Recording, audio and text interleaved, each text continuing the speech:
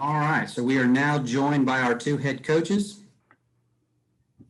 Coaches, we'll start with opening remarks from each of you, and Coach Smart, we will start with you. We'll welcome Georgia head coach Kirby Smart, head coach of the 9th-ranked Georgia Bulldogs. Go ahead, Coach, when you're ready.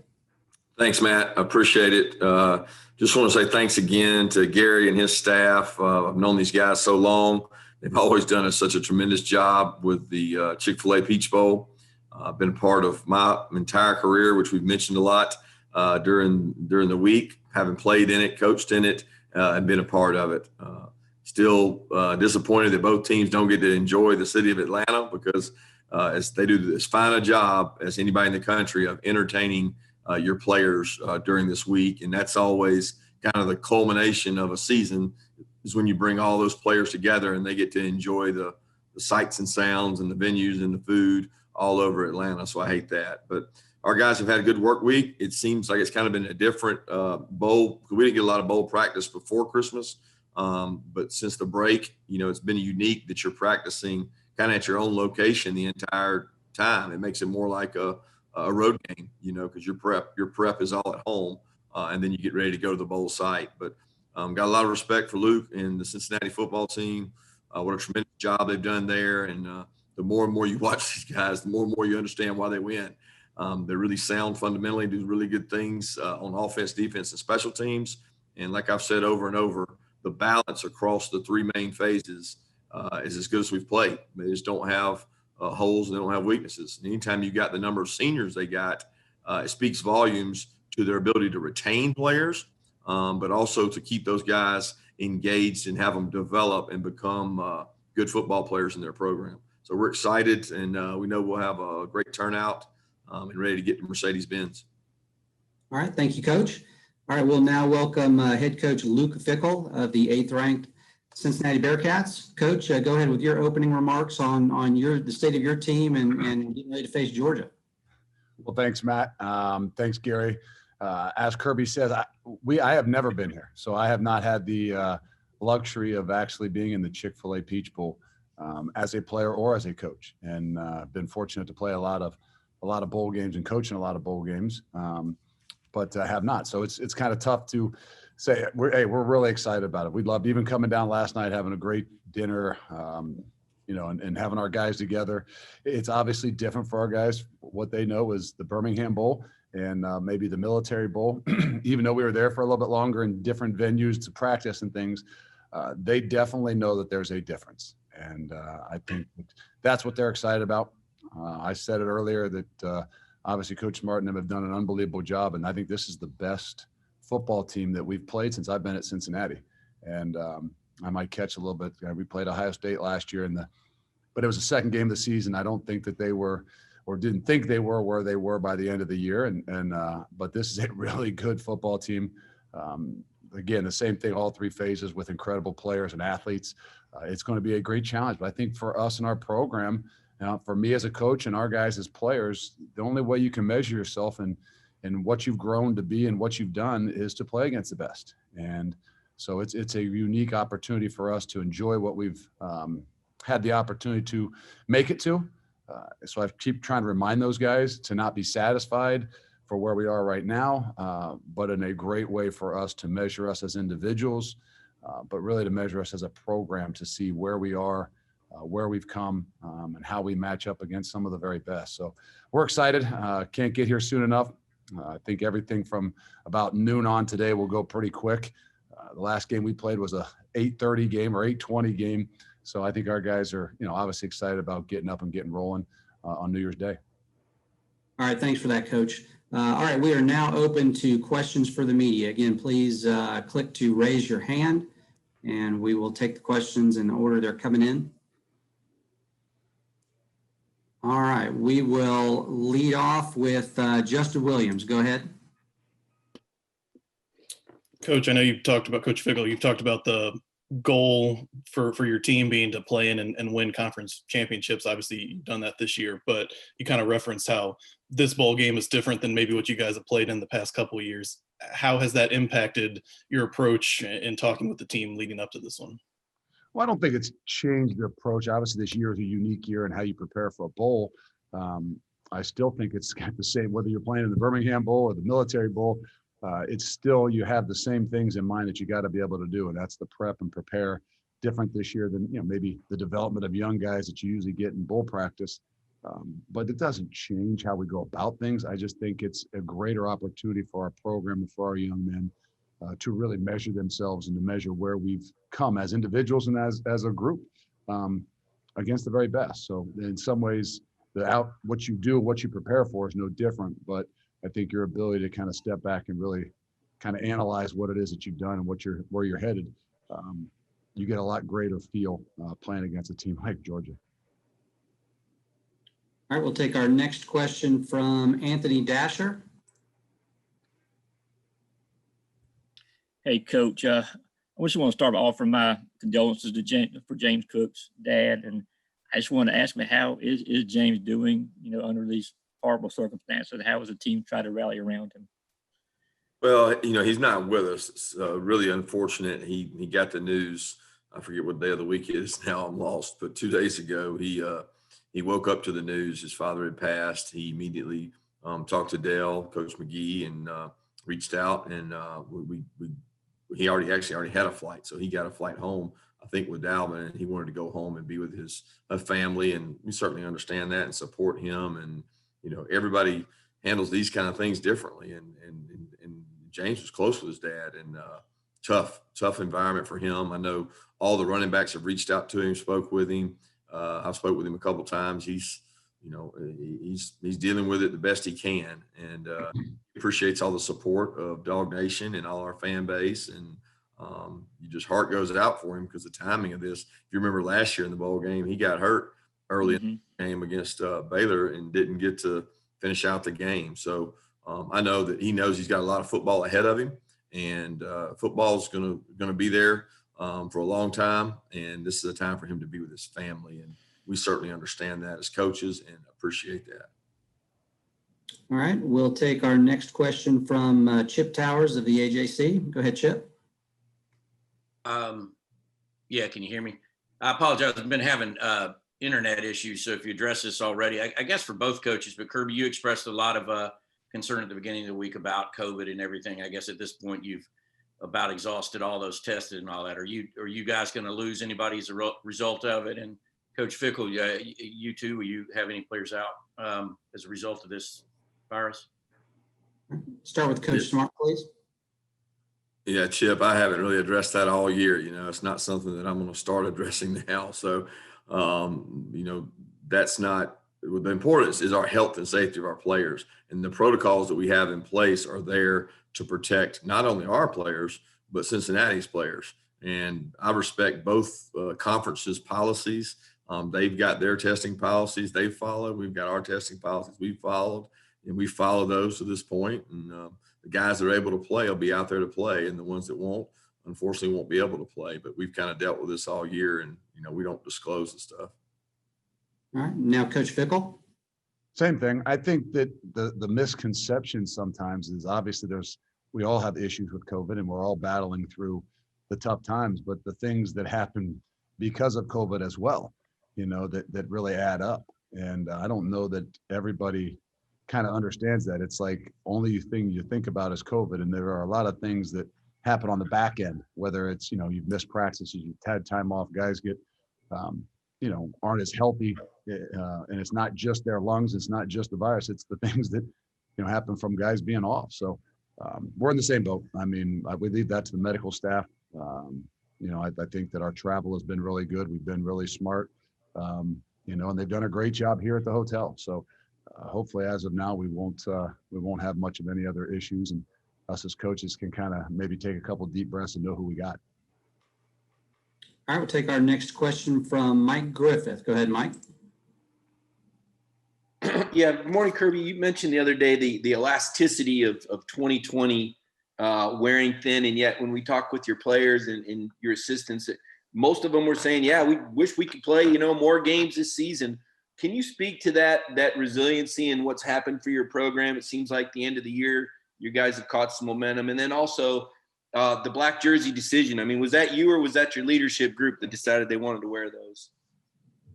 You'll have to ask Gary Stokan about that decision. That came from the higher powers that be. But as far as the elasticity, and I think that all our players would rather have played a complete season. You know, we got one game kind of taken from us that we weren't able to play, and certainly would have liked to have played that. I mean, if you asked the kid players, they would have liked to have played the non-conference opponents we had in terms of, you know, starting out with UVA. I think they're always going to say they want to play. But we have to play by the standards and the rules and the safety precautions we have in place, and rightfully so. So I know that each and every guy, including myself, would love to have been able to compete and played every game we possibly could have. I'm sure Coach Fickell would have loved to have played some, you know, out of conference games as well, because that gives you a chance to go out and represent your conference and go and play others. And you really find out a lot more about where you are when you get a chance to do that. But unfortunately, we haven't been able to do that. And in regards to the black jerseys, that was probably more so a Gary request, and we're obliged to. Those kids like wearing those, and I don't know exactly the whole deal, but I think it has something to do with both teams wearing their home jerseys. All right, we'll take our next question from Vance Levy from Bulldog Illustrated. Go ahead. Yeah, first of all, this is for both coaches. Congratulations on navigating what had to be a long 9 or so months. And again, questions for both coaches. Are you in favor of moving to an 8-game playoff? And then a question that you'll probably answer, is there one aspect of of who you'll be playing tomorrow that worries you the most? All right, we'll start with Coach Fickell this time. Well, yeah, I think that all of us want to continue to play, and it's such a. I mean, you could talk for hours and hours and hours and days about the playoff system and what's going to happen.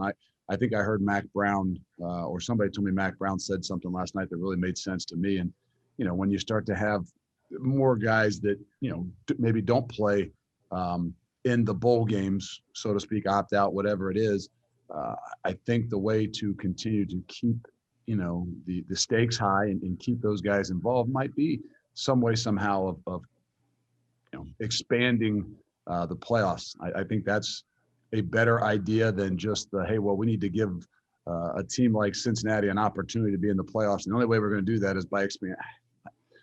Everybody earns an opportunity to be in the playoffs, and sometimes the chips don't fall where they fall.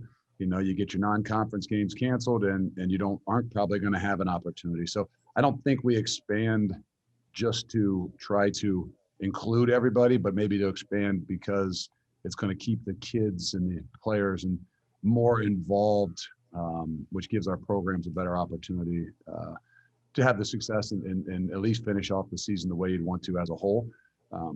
So I think that there's a lot of things to be said about that. And Coach Smart?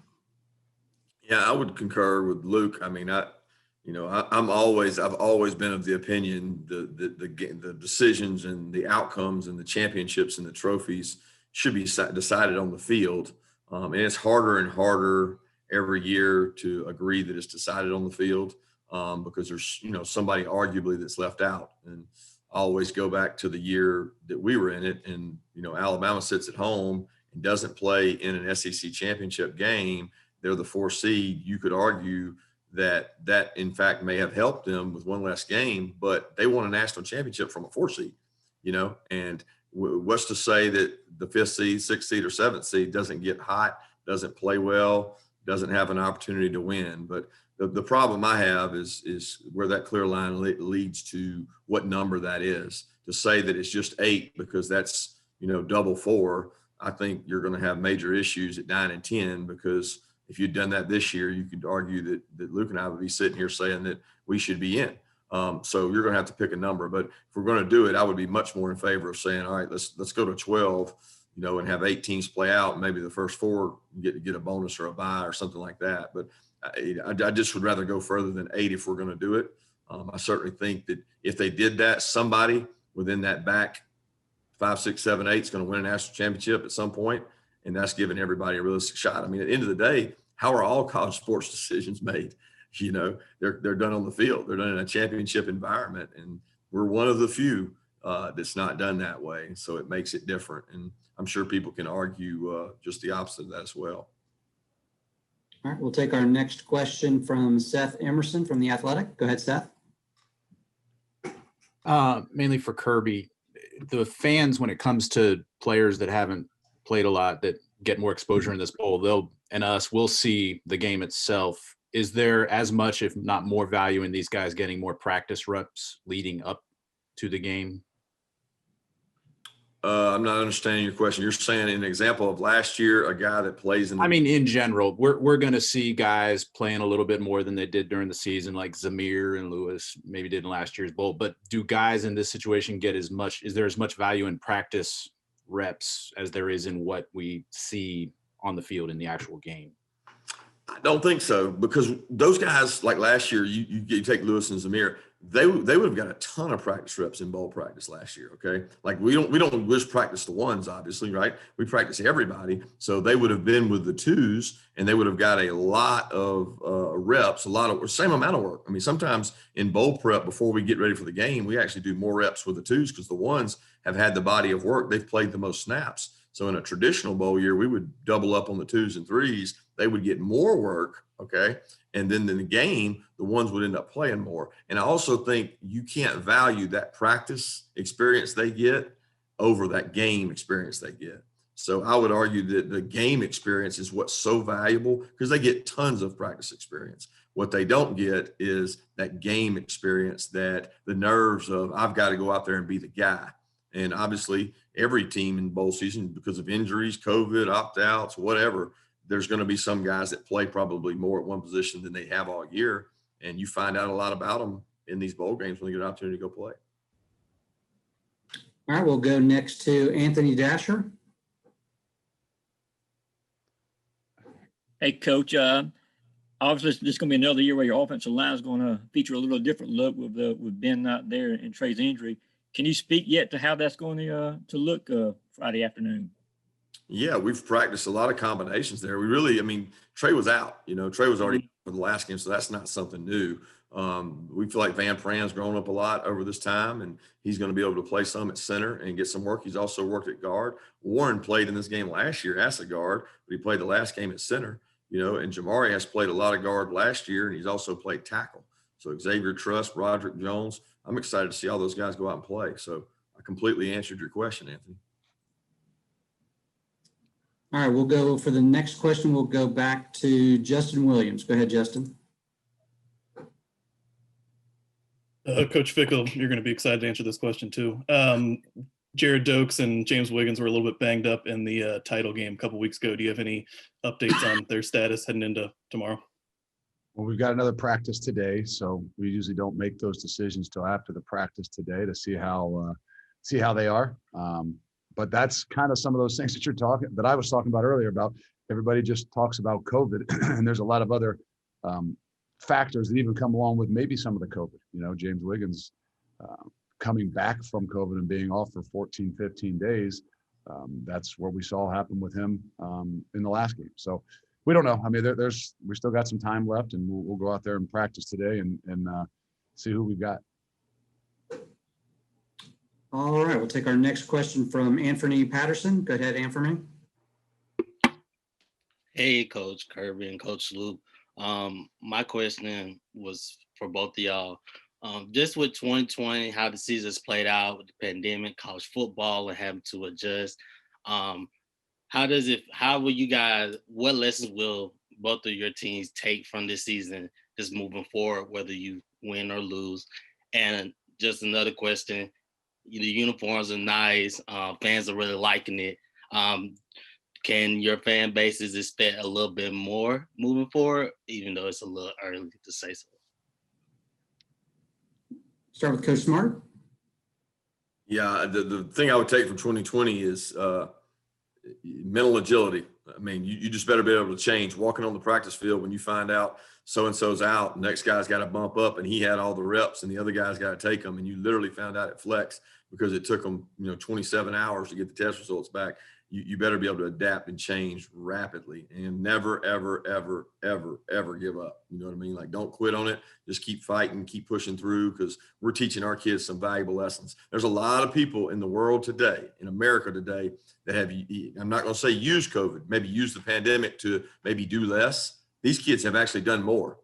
Okay. They've done more through the pandemic because they had to work twice as hard to stay available. They had to practice twice some weeks, meaning practice for Missouri once, practice for Missouri again, practice for Vandy once, practice for Vandy again, practice longer. So the fact I'm proud of is I had to work twice as hard, and I did. I didn't take the easy road and just say, you know, it'd be easy just to say, let me stay home and avoid some of these things. I was really proud of them for doing that. Then as far as the uniforms, I mean, I'm one that I don't really get into the uniforms. The players do, the recruits do. So I like listening to my players when it comes to that. But a lot of our design came from Nike, and they come up with the ideas, and then we say whether or not we're going to jump on board with it. But I don't like distractions and things like that. If it's important to the players, I like for them to know beforehand. I'm not big into surprises in the locker room. All right. And now from Coach Fickell, please. I would go right along with Coach Smart. For us as a coaching staff, for me as a coach, I think the ability to improvise, adapt, continue to overcome, never too high, never too low, with all the interruptions that you've had to deal with this year, starting all the way back from last March, of time off and the balance between your players as you come back, and your ability to kind of understand the situations. We were in camp when the Big Ten and the Pac-12 canceled. And your ability to manage the emotions of our kids, the ups and the downs, I think was something that I don't think any of us as coaches will ever forget. And hopefully we all learn from. I think for our kids in general, as well as the coaches too, I think that you find out a lot more about yourself in these kinds of times. And, the high-end people, the high-end kids, obviously deal with these things a lot better. Because they're more disciplined in what they do. So I think it has, kind of exposed or helped in a lot of ways. I told our guys as we got going, I said, this year, this 6-7 months can be a real benefit to all of us, for you guys in particular, as younger 18 to 22-year-olds for the rest of your life, if you can learn and handle and manage all the things that we're going to go through. And you don't really know what you're made of until you're thrown in some of those situations. And that's what I'm so excited about for our guys, is to see them make a decision in camp to continue to push forward, not knowing what's at the other end, whether it's going to be a bowl game or even a season, or a good season or a bad season, and to continue to keep their heads on straight, keep pushing, keep grinding, keep going through camp. We went through camp at a normal time and came back and had over almost 3.5 weeks until our first game. So the decisions they made, the ability to kind of handle it, has told me a lot about them, and I know it'll be, benefit them in the long run to whatever it is that they do. All right. Thanks, Coach. We'll take our next question from Mark Weiser from the Athens Banner. Hey, this is for Kirby. I wanted to ask about how many early enrollees have practiced with you on campus already, and I wondered your impressions, if a few may have caught your eye in practice in terms of getting to see them up close in that setting for the first time. Mark, I wouldn't single anybody out of that group. I can't remember. I called them up yesterday, was their last practice, and I talked to them, and I don't even know exactly. I would guess and say 9, maybe 8 or 9. So I think we had 3 DBs, a linebacker, 2 O-linemen, receiver, and a running back. So whatever number that is, maybe. But they all did a tremendous job. I mean, you talk about an intimidating environment. I'm walking in, and most of these kids, they usually come where they been on official visits and they know guys and they hung out with guys. I mean, literally, it'd be the first time I've seen some of them face to face, other than maybe 9th or 10th grade in camp. I haven't seen them. I'm worried about not even recognizing them. So they're out at practice, and they did a tremendous job jumping in. They were able to help us. With our numbers being down, we were able to really help ourselves. And I guess I left out D-line. We had a couple D-line there too. So they were really able to help us out in terms of practice and depth and give us a good look. So it's always exciting to get those guys out there. Thanks. All right, we'll take our next question from Roddy Nabolsi. Go ahead, Roddy. This is for both coaches. After the Friday's game, you'll be looking towards the 2021 roster. The transfer portal is new to a lot of fans, media, and coaches. We don't quite understand how you guys handle it. Can you give us some insight into how each staff monitors the transfer portal? How who's watching it? How do you reach out to the kids, and how many kids have already reached out to you? All right, we'll start with Coach Fickell this time, please. That's a bomb right there, to be honest with you. It's when it first started, I think that we were monitoring it every day with our recruiting people. It's overwhelming, to be honest with you. Now, as we've gone, we're in our 4th year in our program. It's not a big way we want to build our program. I'm not saying we don't still monitor it and look at it. We use it in a way that obviously can better our program. And a lot of those guys that we have taken maybe via the transfer portal in the last couple of years are guys that are coming back home. So somebody that we've known for quite a while, we recruited coming out of high school, we've got a relationship with at one point in time, because like anything, there's a lot of, you think it might look better, but the reality is it's not always the case. And then you always got to worry about your guys too. I think that I'm not a big fan of it, to be honest with you. I've said it from the get-go. I don't think you want to give kids easier ways to take the easy route, where they can throw their name in something and think it's going to be easier if they go from, Georgia to Cincinnati or, whatever. And so I think it's a balance in a lot of ways. And I know we don't want to build our program that way, but all of us are going to use it maybe specifically on something they might need. All right, now Coach Smart, please. Yeah, I would just say ditto, because I'll be honest, he said everything that I would want to say. The only thing I would say is we don't have to monitor it because you guys do so hard that every time somebody goes in it, you write an article. So we don't have to monitor. You guys do it for us. So as soon as somebody's in it, we know. We don't, like, I think people think that we have people sitting down there on the ticker checking every 3 minutes, but since I know y'all are checking it every 3 minutes, I don't have to, because I know it's going to be the next story. As soon as somebody's in it, it'll be on the front lines that so-and-so jumped in the portal. So it's a need base for us. But if I had my preference, I would rather not use the portal, because, the schools like Cincinnati and Georgia, you shouldn't have to. You should be able to go out and go recruit the right kind of guys. All right, we'll go next back to Vance Levy. Yeah, again, for both coaches, this will go down as the year of the virtual meeting and Zoom. Can you talk a little bit about both the advantages of what Zoom and virtual has brought you guys, and also the disadvantages? I guess the advantages for us would be you might save a little time gathering together, staff meetings. We still do most of our meetings by Zoom, and we have 1 or 2 staff meetings a week where we're all together. But to cut down risk and people being in closed spaces for long amounts of time, we do a lot of stuff by Zoom that we would have never done before. So I would say the efficiency that a coach that might be in an academic meeting, he's working on a script because they're not talking about his players. Now he's sitting on a Zoom. He's able to do what he's got to do and not have to sit in a meeting away from his office. He can be at his desk in his office, multitasking. So that can be an advantage. It can also be a disadvantage if it's a distraction for you. But obviously in recruiting, it's very different, but you can communicate. And I probably never would have gone face-to-face with as many prospects via Zoom if I knew that they were coming to my campus. Now, I'm sitting there going, well, I get to see them face-to-face anytime I want, whether it's by FaceTime or by Zoom. So you start to use those things more often, but that's the biggest difference for us. Okay. Coach Fickell, please.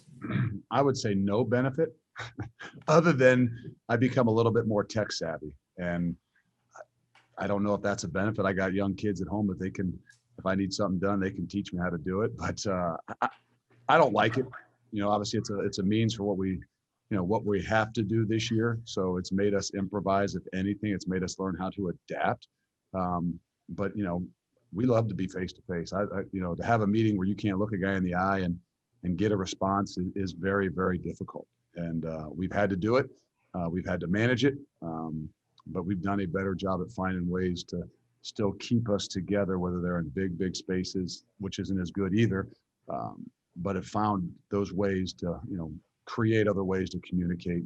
And, big group meetings are just so tough on Zoom because you can't get the responses, or you can't tell who's not sure what's going on based on a look.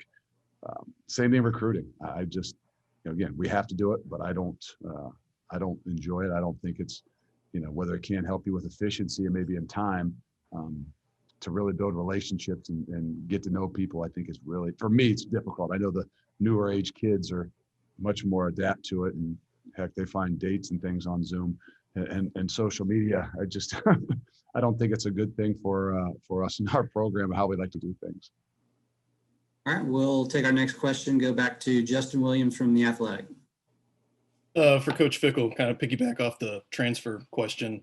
I know you don't like the term Power Five, and I know you guys have obviously played. So why do you keep saying it? Just to bother you, right, apparently. okay. And I know you guys have played some Power Five non-conference games, obviously, but in a game like this, specifically on offense, is there any impact or benefit from guys like Jerome, James Hudson, Michael Young being in this game, obviously coming from some top tier programs? Well, I think they got a better grasp of what they're going to see. And, anybody that says there isn't a bit of a difference, probably doesn't know college football as well. And there is still a difference in what I call the blue bloods in the top end and all the others, whether they're whatever conference they're in. So I think in some ways, yeah, it does. I mean, James Hudson, obviously at Michigan, and Michael Young at Notre Dame, I think they have a good grasp of playing against those guys. So I think maybe they can give some insight, but I don't know that it's, going to be that much different. We played, which is a great opportunity for us. We played Ohio State last year, which I think gives us a little bit better indication of the type of players that we're going to see.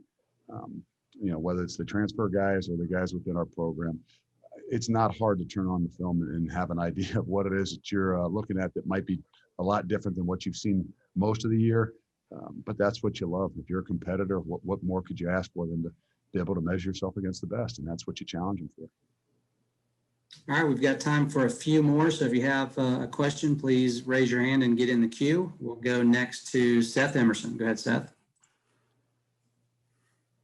For both coaches, I know this has been such an exhausting year. Do you know what you're doing after this game? Are you sending your players home for a while, or do you not want to risk that? And do you guys have any feel for what the next few months is going to look like in terms of an attempt to get back to normalcy, or is it too hard to predict? Start with Coach Smart this time, please. Well, I've got booked plans to go see juniors, seniors. I mean, I'm going to visit with guys on our roster, so it never stops, Seth. I mean, you know that as well as anybody. It's not, it's just the beginning of the next. So there won't be any time off in terms of that for us as a staff, because our 2021 team will be shaped, from the minute this game ends, it starts taking shape. Probably the second it ends, it begins to take shape. So we'll be visiting with guys, sharing time with their family, sharing information, making sure they can make good decisions in what they do. And as far as for our players, school starts back January 13th, which is very unique because we've always had third or fourth start dates. So they went from game back to school, which I'd never think is really fair for guys not to get a true break. And it's been part of the burden of bowl game when you have a guy that goes and he has to practice the whole time. He doesn't get to go home, and then all of a sudden he comes right back to school. So I'm very happy that our players get to disconnect a little bit and go be with their families who they haven't been able to be with. And they got a little time over Christmas, 2-3 days, but now they'll get up until the 13th to be with their families and visit and do what they need to do and then come back. But we'll be in protocol when they do come back. We'll continue to test and do things like that. All right, Coach Fickell, please. Very similar. I think that for our guys, knowing that they have an opportunity to go home, we start back on the 11th. So we'll get most all of them back to campus. The idea is the 10th. There still could be some things virtual. I mean, we got a guy that lives in Germany, is from Germany, so we're going to allow him to go home for 2 weeks. But it is a good opportunity for those guys that have been here, haven't really gone home, haven't really probably seen their families much at all, to have at least hopefully 9-10 days to be able to leave. For us as coaches, obviously, you've got a list of plans of what you got to do for the first time. I think we maybe have to do a little bit like what Coach Smart's got to do, and got to go visit with a few of our juniors just to see where they are and what they want to do. And the unique thing is I'm going to be visiting and going around and visiting with probably a few of our senior families as well, because of, some of the opportunities that they might have, which is going to keep us, probably a bit busy. I'm going to try to do it as much as myself to try to give, hopefully, some of these other guys an opportunity to get reacquainted with their families a little bit and decompress. We've got plans, the same thing. We don't know how it's going to look and what's going to happen, but our plans are to get rolling back again on the 11th at building this team and this program for the following season. And, I know they'll be different. I know it'll look a little different. I know there'll be some different protocols. And I think after a year like this, I know that we'll do some things a little bit different as well with the older guys as opposed to the young guys, because, we got a long way to still go, especially with the young guys in our program, because we're going to lose a lot of really good seniors.